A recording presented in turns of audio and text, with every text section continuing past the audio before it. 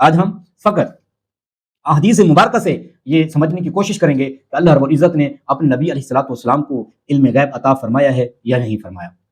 اگر وہ آپ مقدمہ ذہن میں رکھیں کہ علم غیب اگر یہ صفت الہی ہوتی تو کسی کو بھی نصیب نہ ہوتی۔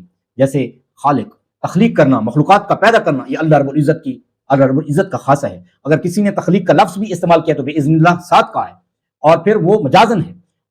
خالق حقیقی اللہ رب العزت کی ذات ہے۔ اسی طرح سے معبود برحق اللہ رب العزت کی ذات مقدسہ ہے، یہ عبادت اس کا ہی خاصہ ہے۔ اس کے علاوہ کوئی اور چیز جو ہے یا کوئی اور مخلوق، حتیٰ کہ رسول اللہ صلی اللہ علیہ وسلم کی عبادت بھی شرک قرار پائے گی، کیونکہ یہ خاصہ الہی ہے۔ اگر کوئی صفت اور کوئی خاصہ اللہ رب العزت کے لیے ثابت ہو جائے، وہ کسی کے لیے بھی نہیں مانا جا سکتا، چاہے وہ جن ہو، پری ہو، فرشتے ہوں، یا انبیاء کرام علیہ السلام، حتیٰ کہ رسول اللہ صلی اللہ علیہ وسلم بھی ہوں، وہ آقا علیہ الصلوۃ والسلام کے لیے نہیں مانا جا سکتا۔ تو علم غیب اس فقط اللہ رب العزت کے لیے خاصہ نہیں ہے، اللہ رب العزت نے اپنے علم کے خزانے اپنے نبی علیہ الصلوۃ والسلام کو عطا فرمائے ہیں۔ آج ہم جو ہے صرف احادیث مبارکہ پر غور کریں گے۔ میں نے عرض کیا آیات بینات اگر آپ سنیں، اس کو آپ سماعت فرمائیں گے، آپ کو پتہ چلے گا کہ اللہ رب العزت نے اپنے حبیب علیہ الصلوۃ والسلام کو کتنے خزانے عطا فرمائے ہیں۔ وہاں سے آیات بینات سے آپ اندازہ لگا سکیں گے۔ آج ہم جو ہے احادیث مبارکہ کی روشنی میں دیکھیں گے کہ اللہ رب العزت نے اپنے نبی علیہ الصلوۃ والسلام کو کتنا علم غیب عطا فرمائے ہیں، اور کتنے علوم اللہ رب العزت نے اپنے نبی علیہ الصلوۃ والسلام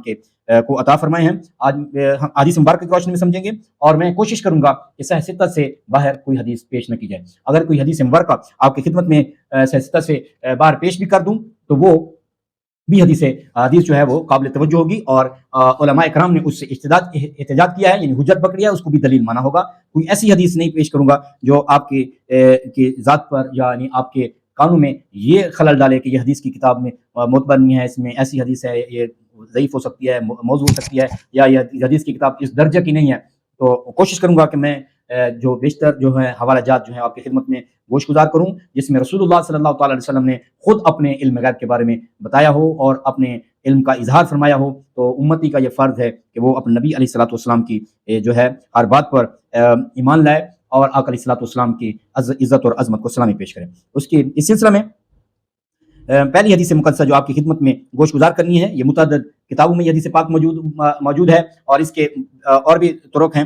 میں صرف یہاں پر آپ کی خدمت میں جو گوش گزار کر رہا ہوں وہ صحیح بخاری کی حدیث پاک ہے، جلد 1 صفحہ 453 پہ، اور صحیح مسلم کتاب الفتن جلد 2 صفحہ 390 پہ یہ حدیث پاک موجود ہے کہ رسول اللہ صلی اللہ تعالی علیہ وآلہ وسلم قام فینا رسول اللہ صلی اللہ تعالی علیہ وسلم مقاما واخبرنا، آقا علیہ الصلوۃ والسلام ایک مقام پر کھڑے ہوئے، صحابہ کرام رضوان اجمعین اس حدیث پاک کو روایت کرتے ہیں، اور حضرت عمر فاروق رضی اللہ تعالیٰ عنہ سے یہ حدیث پاک مروی ہے کہ بخاری شریف میں ہے کہ رسول اللہ صلی اللہ تعالی علیہ وسلم ایک مقام پر کھڑے ہوئے، اور آقا علیہ الصلوۃ والسلام نے ابتدائے خلق سے لے کر حتیٰ داخل اہل الجنہ منازلہم، کہ حتیٰ کہ جنتی اپنی جنت کے اندر داخل ہو گئے، حضور علیہ الصلوۃ والسلام نے بیان فرمایا، واہل النار منازلہم، اور اہل النار بھی اپنے ٹھکانوں پر پہنچ گئے۔ یہ اللہ رب العزت کے حبیب علیہ الصلوۃ والسلام نے ابتدائے خلق سے لے کر جنتیوں کے جنت میں داخلے تک، جہنمیوں کے جہنم واصل ہونے تک کی تمام کی آپ آقا علیہ الصلوۃ والسلام نے جو ہے وہ خبر دی۔ یہ بخاری شریف میں نے آپ کو عرض کیا کہ یہ جلد 1 صفحہ 453 پہ، اور صحیح مسلم کتاب الفتن جلد 2 صفحہ 390 پہ رسول اللہ صلی اللہ تعالی وسلم نے ابتدائے خلق سے لے کر جنتیوں کے جنت میں داخلے تک اور جہنمیوں کے جہنم واصل ہونے تک ایک ایک چیز کی خبر دی۔ اور آقا علیہ الصلوۃ والسلام نے جب یہ خبر دی تو کسی بھی ایک صحابی نے بھی کھڑے ہو کر یہ عرض نہیں کی، حضور یہ تو علم غیب کی باتیں ہیں، یہ تو صفت اللہ رب العزت ہے، یہ صفت اللہ تعالیٰ کے پاس ہے، یہ خاصہ الہی ہے، آپ کے پاس یہ کیسے خبر آ گئی؟ تو کسی صحابی نے بھی کھڑے ہو کر اعتراض نہیں کیا، کسی صحابی نے کھڑے ہو کر سوال پیش نہیں کیا۔ اس کا مطلب ہے کہ ہر صحابی اور ہر صحابیہ کا ایمان اور ایقان تھا کہ اللہ رب العزت نے اپنے نبی کو علم کے خزانے عطا فرمائے ہیں۔ آج اللہ تعالیٰ کے حبیب علیہ الصلوۃ والسلام اپنے علوم کے سمندر بہا رہے ہیں۔ اب حضور علیہ الصلوۃ والسلام کی عمر مبارک 63 برس ہے۔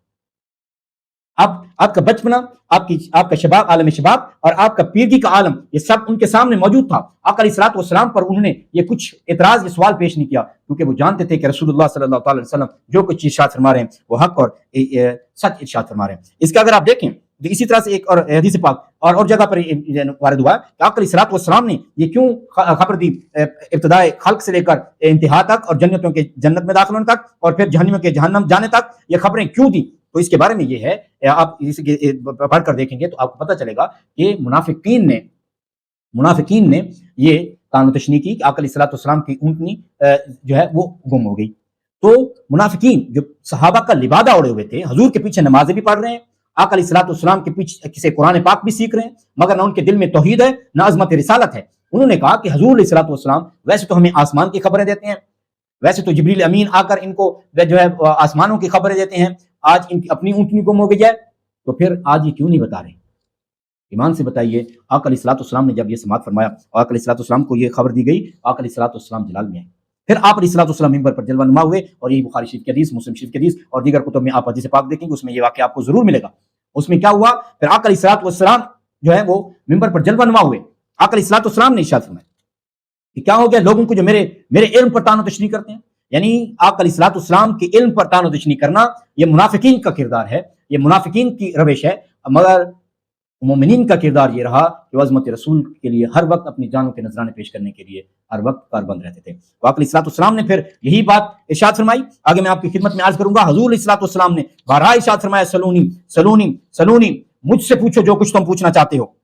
ये मैं आपकी खिदमत में आगे हदीस पाक जो है वो आपकी खिदमत में अभी अर्ज करता हूँ। वो भी यही है, सियासत की मोतबर किताबों में मौजूद है। तो आका अलैहिस्सलाम ने जो है क़यामत तक के वाक़यात को खोल खोल कर बयान किया, और फिर आका अलैहिस्सलाम मिंबर से उतरे, फिर जोहर की नमाज पढ़ाई, फिर आका अलैहिस्सलाम जोहर की नमाज के बाद फिर मिंबर पर जलवा नुमा हो गए, फिर आका अलैहिस्सलाम ने अपने उलूम के खजाने बहा दिए, और फिर असर की नमाज पढ़ाई। फिर उसके बाद आका अलैहिस्सलाम ने फिर इरशाद फरमाया। इस तरह से ये पूरा दिन आका अलैहिस्सलाम अपने उलूम का इजहार फरमाते रहे और गैब की सारी खबरें देते रहे। जो कुछ हो चुका उसके बारे में भी बताया, जो कुछ होने वाला है उसके बारे में भी बताया, कयामत तक के हालात और वाकयात को बताया, और फिर जन्नत में जान दाखिले होने वाले जन्नतियों के नाम भी बताए, और उनके जहन्नमियों के जहन्नम वासिल होने तक के तमाम वाकयात को आका अलैहिस्सलाम ने एक नशिस्त में जो है वो बयान कर दिया। यह आका अलैहिस्सलाम का मौजज़ा है कि आका अलैहिस्सलाम ने उन तमाम चीदा बातों को लोगों के दिलों में बिठाया और बताया कि अल्लाह रब्बुल इज्जत ने तुम्हारे नबी को इतना इल्म अता फरमाया और क़यामत तक का इल्म अता फरमाया। जिस तरह से अल्लाह रब्बुल इज्जत ने अपने इस लारायब कलाम को